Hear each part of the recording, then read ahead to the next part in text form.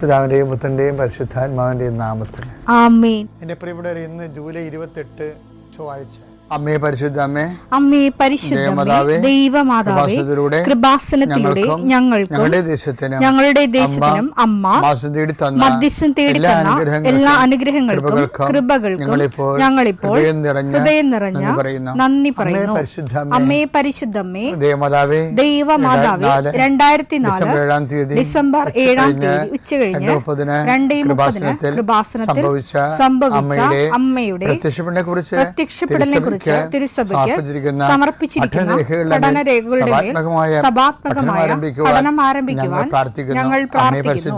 അമ്മേ പരിശുദ്ധമേ, ഭൂസ്വർലോകങ്ങളുടെ രാജ്ഞിയായ അങ്ങേയ്ക്ക് ഭൗമസംരക്ഷണത്തിനായി പ്രപഞ്ചപ്രകൃതിയെ തന്നെ തിരുസഭ പ്രതിഷ്ഠിക്കുവാൻ ഈ പ്രത്യക്ഷീകരണം വഴി ഇടയാക്കണമേ. പരിശുദ്ധമേ, ജപമാല മാതാവേ, സകല കൃപാസനം പ്രാർത്ഥനയോടും ചേർത്ത് ഞങ്ങളിപ്പോൾ പ്രാർത്ഥിക്കുന്ന ഈ കുടുംബത്തിന്റെ പ്രത്യേക നിയോഗം പറ മക്കളെ.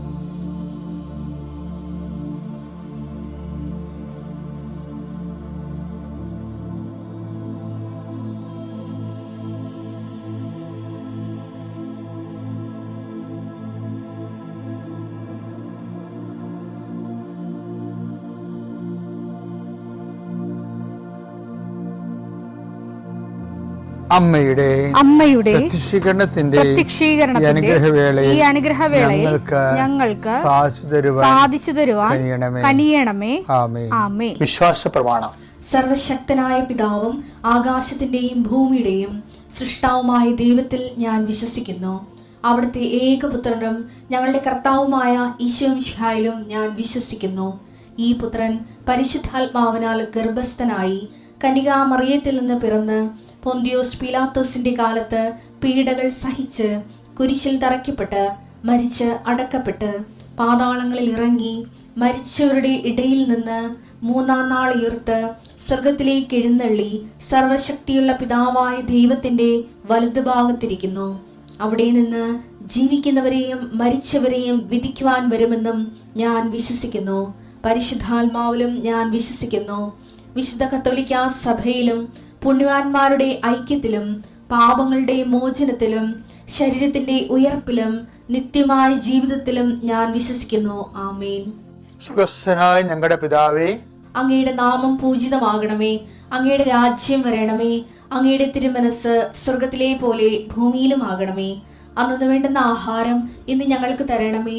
ഞങ്ങളോട് തെറ്റ് ചെയ്യുന്നവരോട് ഞങ്ങൾ ക്ഷമിക്കുന്നത് പോലെ ഞങ്ങളുടെ തെറ്റുകൾ ഞങ്ങളോടും ക്ഷമിക്കണമേ. ഞങ്ങളെ പ്രലോഭനത്തിൽ ഉൾപ്പെടുത്തരുതേ, തിന്മയിൽ ഞങ്ങൾ രക്ഷിക്കണമേ. ആമേൻ. നന്മ നിറഞ്ഞ മറിയമേ, സ്വസ്തി. കർത്താവ് അങ്ങയുടെ കൂടെ സ്ത്രീകളിൽ അങ്ങ് അനുഗ്രഹിക്കപ്പെട്ടവളാകുന്നു. അങ്ങയുടെ ഉദരത്തിൻ ഫലമായി ഈശോ അനുഗ്രഹിക്കപ്പെട്ടവനാകുന്നു. പരിശുദ്ധ മറിയമേ, തമ്പുരാന്റെ അമ്മേ, പാപികളായ ഞങ്ങൾക്ക് വേണ്ടി ഇപ്പോഴും ഞങ്ങളുടെ മരണസമയത്തും തമ്പുരാനോട് അപേക്ഷിക്കണമേ. ആമേൻ. കർത്താവേ, നിന്റെ ഉന്നതമായ നാമത്തിന് സ്തുതി. കർത്താവേ, നിന്റെ വിശുദ്ധ പൗരോഹിത്യത്തെ മഹത്വപ്പെടുത്തണമേ. കർത്താവെ, സഭയിലുള്ള സാന്നിധ്യം പ്രകടമാക്കണം. 40 വർഷം ഞാൻ അർപ്പിച്ച കൃപാന്റെ യുഗതിയാണ്. കൃപാസ്ഥാനത്താറെ ജീവനോടെ പ്രത്യക്ഷപ്പെട്ട മാതാവിന്റെ മാധ്യസ്ഥം ഇന്ന് അങ്ങയുടെ മക്കളെ പ്രാർത്ഥന കൂടുന്ന എല്ലാ മക്കൾക്ക് വേണ്ടി പ്രാർത്ഥിക്കുകയാണ്. വിസ പ്രോസസ് ചെയ്യാത്തവരെ, വിസ നഷ്ടപ്പെട്ടവരെ, വിസ തീർന്നു പോയവരെ, വിദേശ ജോലിക്ക് വേണ്ടി ശ്രമിക്കുന്നവർ, അതിനുവേണ്ടിയുള്ള ഒരുക്കങ്ങൾ പൂർത്തിയാക്കിക്കൊണ്ടിരിക്കുന്നവർ, ഇടയ്ക്ക് വെച്ച് ആ ഫയൽ ക്ലോസ് ചെയ്തിരിക്കുന്നവർ, പെൻഡിങ് ആയിരിക്കുന്നവർ, വിവാഹം ഒത്തുവരാത്തവർ, ഒത്തുവന്ന വിവാഹം നഷ്ടപ്പെട്ടു പോയതിൻ്റെ വേദന ഉള്ളവർ, മക്കളില്ലാത്തവർ, പണിപ്പാട്ടിൽ പ്രശ്നങ്ങളൊക്കെ ആയിട്ട് ജീവിക്കുന്നവരുണ്ട്, പണി നഷ്ടപ്പെട്ടവരുണ്ട്, പണി നഷ്ടപ്പെടുത്തിയവരുണ്ട്, പലതരത്തിലുള്ള കുശുമ്പും വക്രതകളും പറഞ്ഞുകൊണ്ട് ഒഴിവാക്കാൻ ശ്രമിക്കുന്നവരുണ്ട്. മാതാവേ, അവരോട് കൂടെ പോവുകയും പണിപ്പാട്ടിൽ സംസാരിക്കുകയും ചെയ്യണമേ. അവിടെ മനസ്സെല്ലാം മാറ്റി പ്രതിയോഗികൾ നിന്നിൽ ആശ്രയിക്കുന്നവന് ജീവിച്ചു പോകാനുള്ള സാഹചര്യം ഉണ്ടാകാൻ ഇടയാക്കണമെന്ന് പ്രാർത്ഥിക്കുന്നു. കടമ്പകൾ കടന്നിട്ട് വേണം പല ഫയലുകളും ഒപ്പിടാനും പല വിഷയങ്ങൾക്കും തീർപ്പാക്കാനും. അങ്ങനെ കടമ്പകൾ കടന്നു പോകാൻ അശക്തമായിട്ടുള്ള എല്ലാ മേഖലകളെയും കർത്താവ് ഏറ്റെടുക്കട്ടെ. ഇന്ന് നിന്നെ ഭയപ്പെടുത്തുകയും ആകുലപ്പെടുത്തുകയും വേഗരപ്പെടുത്തുകയും സങ്കടപ്പെടുത്തുകയും ചെയ്യുന്ന വിഷയങ്ങൾ, വ്യക്തികൾ, വഴികൾ, സംരംഭങ്ങൾ, മീറ്റിങ്ങുകൾ, സമ്മേളനങ്ങൾ, മറുപടി പറയേണ്ട അവസ്ഥകൾ വന്നിരിക്കുന്ന വിഷയങ്ങൾ ഇതിലെല്ലാം കർത്താവ് നിന്നെ സന്ധിക്കുകയും സമാധാനപ്പെടുത്തുകയും ചെയ്യട്ടെ. വെള്ളമില്ലാത്തവർ ഒത്തിരിയേറെ കുഴൽക്കിണർ കുത്തിയിട്ടും ഒത്തിരി ആഴത്തിൽ കുത്തിയിട്ടും പണം നഷ്ടപ്പെട്ടിട്ടും വെള്ളം കാണാത്തൊരു, ആ സ്ഥലം വിൽക്കാൻ പറ്റണില്ല, അവിടെ ജീവിക്കാൻ പറ്റാത്ത വിഷയത്തിലുള്ള എല്ലാ മക്കളെയും കർത്താവിൻ്റെ നാമത്തിൽ ആശീർവദിക്കുന്നു. കർത്താവേ, ഇന്നത്തെ യാത്ര, ഇന്നത്തെ സംസാരം, ഇന്നത്തെ കമ്മ്യൂണിക്കേഷൻസ്, ഇന്നത്തെ ഒപ്പുകൾ, ഇന്നത്തെ എഴുത്തുകൾ, ഇന്നത്തെ ഉപയോഗിക്കുന്ന വാഹനങ്ങൾ, കർത്താവ് ഇന്ന് ചെയ്തു തീർക്കേണ്ട എല്ലാ ഉത്തരവാദിത്തങ്ങളും കണ്ടുമുട്ടുന്ന എല്ലാ വ്യക്തികളുടെ മേലും എൻ്റെ മക്കളുടെ മേൽ കർത്താവിൻ്റെ ശക്തി പ്രവർത്തിക്കുകയും മാതാവിൻ്റെ മധ്യസ്ഥത്തിൽ സഞ്ചാരി മാതാവ് സമയത്തിൻ്റെ അധികാരം നിലമേലങ്കിയാൽ നിങ്ങളെ പൊതുകയും സന്തോഷത്തോടെ നിങ്ങൾ രാത്രി തിരിച്ചു വരാൻ ദൈവം അനുവദിക്കുകയും ചെയ്യട്ടെ. എൻ്റെ പ്രിയപ്പെട്ടവരെ, നിങ്ങൾ ഡെയിലി കുർബാനയ്ക്ക് പോകുന്നവർ ആദ്യം ചിന്തിക്കേണ്ടത് നിങ്ങൾക്കതിനുള്ള യോഗ്യത ഉണ്ടാകും ചിന്തിക്കണം. കാര്യം എന്താ പ്രശ്നം വെച്ച് കഴിഞ്ഞാൽ, ഡെയിലി കുർബാനയ്ക്ക് പോകുന്ന മുമ്പ് നിൽക്കണം, നിങ്ങൾക്ക് ഡെയിലി കുർബാനയ്ക്ക് പോകാനുള്ള യോഗ്യതയുണ്ട്. അപ്പോൾ നിങ്ങൾ ചോദിക്കും, എന്തിനാ അച്ഛനല്ലേ ഞങ്ങളെ പ്രോത്സാഹിപ്പിച്ച് അൾത്താറയിലോട്ട് പറഞ്ഞു വരേണ്ടത്, ആ അച്ഛൻ തന്നെ എന്തിനാണ് ഞങ്ങളെ ഇങ്ങനെ ഈ തോട്ടിയിട്ട് പുറകോട്ട് വലിക്കണത്? അതല്ല പ്രശ്നം. ഇങ്ങനെ ഡെയിലി കുർബാനയ്ക്ക് പോകുന്നവർക്ക് ഒരു രോഗമെന്ന് വിചാരിച്ചോ, രോഗം വന്നപ്പോൾ നിങ്ങൾ പറഞ്ഞു, ഇന്ന് ഞാൻ പള്ളിയിൽ പോയില്ല, ഇന്ന് എനിക്ക് മേലായിരുന്നു, കർത്താവിന് ആവശ്യം ഉണ്ടായിരുന്നെങ്കിൽ എൻ്റെ രോഗം മാറ്റി എന്നെ കൊണ്ടുപോയനല്ല. അതായത് നമുക്കൊരു ചെറിയ ക്ലേശം വന്നപ്പോൾ ഉടനെ കർത്താവിൻ്റെ ആവശ്യമായി നമ്മൾ പള്ളി ചേരണത്. എന്നുവെച്ചാൽ അവരൊരു പരിഭവം പറയണേ.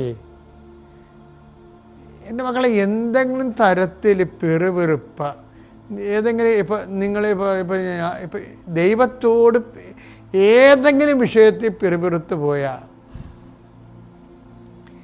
ഈ ആധ്യാത്മിക ജീവിതം എന്ന് പറഞ്ഞാൽ എൻ്റെ മക്കളെ ഏണിയും പാമ്പും കളി പോലെയാണ്.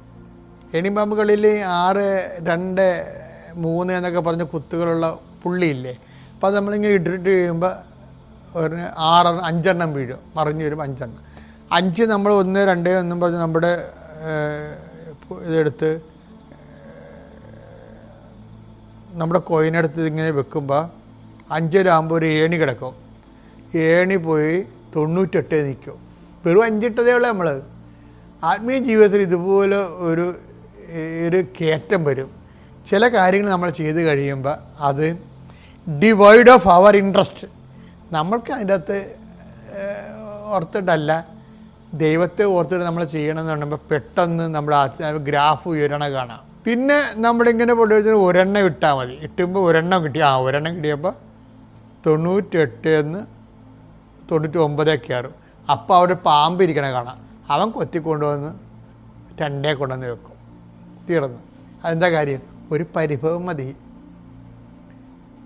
അതാണ് വിഷയം, പരിഭവം. പല ആൾക്കാരും പണിമേടിക്കണ പെരുവെറുപ്പും പരിഭവം കൊണ്ടാണ്. പെരുവെറുപ്പും പരിഭവം എന്തിനാണ്? വിശ്വാസത്തിന് എതിരായിട്ടുള്ള ഒരു സാധനമാണ് ഈ പെരുവെറുപ്പും പരിഭവം എന്ന് പറയുന്നത്. എന്നാൽ 98% ആൾക്കാർക്കും പെരുവെറുപ്പും പരിഭവമുണ്ട്. പ്രത്യേകിച്ച് വലിയ ആധ്യാത്മികമായ ജീവിതം ജീവിച്ച് കൂട്ടുന്ന ആൾക്കാർ എന്ന് അവർ സ്വയം കരുതുന്ന ആൾക്കാരില്ലേ, അവർക്ക് എന്താ പ്രശ്നം വെച്ചാൽ, ഞാൻ ഇത്രയുമൊക്കെ ദൈവമെന്നും പറഞ്ഞ് നടന്നിട്ട് ഞാൻ കുറേ കാര്യങ്ങളൊക്കെ ദൈവത്തിന് വേണ്ടി മാറ്റി വെച്ചല്ല, കുറേ ഒഴിവാക്കിയല്ല, ഞാൻ കുറേ പേരോട് ക്ഷമിച്ചല്ല, ഞാൻ കുറേ കാര്യങ്ങൾ ദാനധർമ്മങ്ങൾ ചെയ്തല്ല, എന്നിട്ടും എൻ്റെ ജീവിതത്തിൽ നിന്ന് എന്താ ഇതുപോലെയുള്ള ക്ലേശങ്ങൾ മാറണമെന്ന് മകൻ കൊണ്ട് പറയേണ്ട കാര്യമൊന്നുമില്ല. ചുമ്മാ മനസ്സിൽ വിചാരിച്ചാൽ മതി. ബൈബിളിൻ്റെ ഏറ്റവും വലിയ ഗതികേട് മനസ്സിൽ വിചാരിപ്പുകാർ കെണി വീണതാണ്. മനസ്സിൽ വിചാരിച്ച കെണിയിലായിപ്പോവും.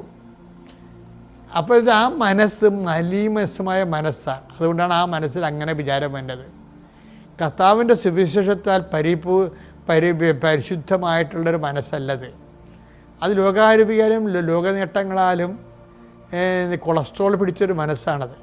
അതുകൊണ്ടാണ് ചില കാര്യങ്ങൾക്ക് എനിക്കിങ്ങനെ വന്നല്ലോ എന്ന് ഓർത്തിട്ട് നിങ്ങൾക്കറിയാമല്ലോ, കാരണം നമുക്കൊരു ക്ലാസ് ഇപ്പോൾ ഞങ്ങളൊക്കെ എനിക്ക് ആവശ്യം ഞാൻ പല പ്രാവശ്യം പറഞ്ഞിട്ടുണ്ട്, ഞാനിങ്ങനെ കുറേ ടെൻഷൻ പിടിച്ചുള്ള കുറേ ജോലി ചെയ്തിട്ടുണ്ട്. അങ്ങനെ എനിക്ക് കിഡ്നിയുടെ അസുഖമൊക്കെ വന്നത്. അപ്പോൾ അതിൻ്റെ ഭാഗമായിട്ട് അപ്പോൾ നമ്മൾക്ക് കിഡ്നിയുടെ അസുഖമില്ല എന്നുള്ളത് നമ്മൾ അതിൻ്റെ ഡയറ്റൊക്കെ കീപ്പ് ചെയ്ത് പോയാൽ മതി എന്ന് വെച്ച് കഴിഞ്ഞാൽ എവിടെ പോകാൻ? ഈ ക്ലൈമറ്റ് ചേഞ്ച് ചെയ്യണമെങ്കിൽ അപ്പം എനിക്ക് പനി വരും. എന്നാൽ ഞാൻ ഒരു 30 ദിവസം ആൾക്കാരെ തന്നെ ഉണ്ടല്ലോ കർത്താവിൻ്റെ ജോലി ചെയ്യണത്. ഞാനിങ്ങനെ വീഴുമ്പോഴൊക്കെ ഒരിക്കലും കർത്താവിനൊരു വാക്കും പറയത്തില്ല. കാര്യം എന്താ? അതിൻ്റെ കാരണം വെച്ച് കഴിഞ്ഞാൽ ഈ കുർബാന കയ്യിലെടുക്കുമ്പോൾ നമ്മൾ എന്താ പറയുക, ഈ വൈദികൻ എന്താ പറയണത്? ദിസ് ഈസ് മൈ ബോഡി എന്ന് വെച്ച് കഴിഞ്ഞാൽ ഒരു പീഡിത ശരീരമാണ്, മുറിക്കപ്പെട്ട ശരീരമാണെങ്കിൽ അത് ആരുടെ ബോഡിയാണ്? കർത്താവിൻ്റെ ശരീരമാണ്. ഒരു വേദനപ്പെട്ട ശരീരമാണെങ്കിൽ അതാരാണ്? കർത്താവിൻ്റെ അപ്പമാണ് വേദനപ്പെട്ട ശരീരം എന്ന് പറയുന്നത്. നമുക്കൊത്തിരി കാലം ഇങ്ങനെ സഹിച്ചു പോകാൻ പാടായിരിക്കും.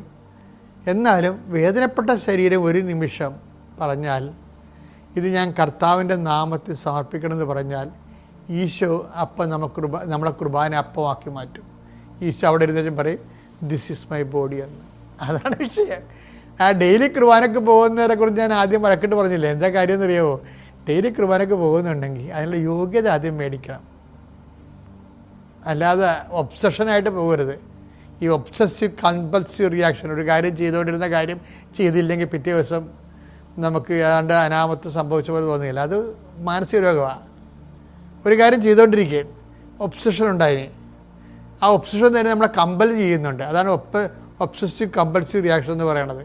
ഒരു കാര്യം നമ്മൾ സ്ഥിരമായിട്ട് ചെയ്തുകൊണ്ടിരിക്കുകയാണെങ്കിൽ ആ സമയത്ത് തന്നെ അത് ചെയ്തില്ല എന്നുണ്ടെങ്കിൽ നമ്മൾ ഡെസ്പാകും. അത് ഒബ്സഷനാണ്, മാനസിക രോഗമാണ്. വലിയ ഭ്രാന്തൊന്നുമല്ല, എന്നാലും ഒരു ചെറിയ തരം സൈലൻ്റ് ഭ്രാന്താണ്. അങ്ങനെ ഒരു സാധനത്തിനും നമ്മൾ അടിമപ്പെടരുത്. അടിമപ്പെട്ട് കഴിയുമ്പോൾ അങ്ങനെ ഒരു സംഭവം നമ്മൾ എന്തുകൊണ്ടാണ് ദുഃഖങ്ങൾ ഉണ്ടാകുന്നത്? ആദ്യം തന്നെ ചെയ്യേണ്ട ഇതാണ്. ഇപ്പം ഇന്നെനിക്ക് പോകത്തില്ല, ഇന്നെനിക്ക് പീരീഡ്സാണ്, അപ്പോൾ ദിവസം 3 ദിവസമായി, ഞാൻ എനിക്ക് പീരീഡ്സ് ആയില്ല, ഞാൻ എന്തുമാത്രം കഷ്ടപ്പെട്ടാണ്, ഉടമ്പടി ഉപ്പും തേച്ച് ഉടമ്പടി തൈലവും തേച്ച്, എന്നിട്ടും എൻ്റെ പീസ് മാറുന്നില്ലല്ലോ. എന്നിട്ട് അപ്പം ഇങ്ങനെ നമ്മൾ ഒരിക്കൽ പറഞ്ഞാൽ പോലും പറയല്ല വേണ്ടത്. യേശുക്രിസ്തുവിൻ്റെ പീഡാനുഭവങ്ങൾ വരുന്ന പോരായ്മയില്ലേ? അതെടുത്ത് കൊളോസോസ് 1:24. കൊളോസോസ് 1:24.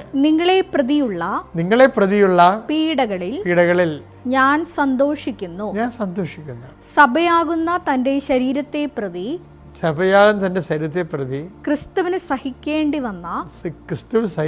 വന്ന പീഡകളുടെ കുറവ് എന്റെ ശരീരത്തിൽ ഞാൻ നികത്തുന്നു. അത് കർത്താവിൻ്റെ പീഡാനുഭവങ്ങളുടെ പോരായ്മ നമ്മുടെ ശരീരത്തിൽ നമ്മൾ നികത്തേണ്ടതാണ്. അങ്ങനെ നികർത്തി കഴിഞ്ഞത് ദൈവം തോന്നിക്കഴിഞ്ഞാൽ ഈശോയ്ക്ക് അത് സത്സന്ധമായിട്ടാണ് സമർപ്പണമെന്നുണ്ടെങ്കിൽ ഈശോ പറയും ദിസ് ഈസ് മൈ ബോഡി എന്ന് പറയും. എന്താ കാര്യം? നമ്മൾ പറഞ്ഞു ഈ സകലം ഞാൻ കർത്താവിൻ്റെ ശരീരത്തോട് ചേർത്ത് വെക്കണമെന്ന് പറയുമ്പോൾ ഈശോ പറയും ദിസ് ഈസ് മൈ ബോഡി. അപ്പോൾ നമ്മളാരായി മാറും? ദൈവം ഇപ്പോഴും എടുത്തുയർത്തി പരപിതാവിനെ അർപ്പിക്കുന്ന കുർബാന അപ്പമായിട്ട് നമ്മൾ മാറും. ക്രിസ്ത്യാനിറ്റിയിൽ നിൽക്കുക എന്ന് വെച്ചിട്ടുണ്ടല്ലോ മക്കളെ, അതൊരു പുണ്യമാണ്. പിതാവിൻ്റെയും പുത്രൻ്റെയും പരിശുദ്ധാത്മാവിന്റെ നാമത്തിൽ.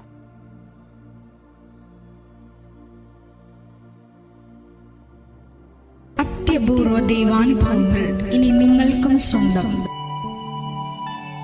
ഈ യൂട്യൂബ് ചാനൽ ഇതുവരെ സബ്സ്ക്രൈബ് ചെയ്തിട്ടില്ലെങ്കിൽ ഇപ്പോൾ തന്നെ സബ്സ്ക്രൈബ് ചെയ്യുക. ഈ വീഡിയോ ഇപ്പോൾ തന്നെ നിങ്ങളുടെ സുഹൃത്തുക്കൾക്ക് ഷെയർ ചെയ്തുകൊണ്ട് കർത്താവിന്റെ പ്രേക്ഷിതരാകുക.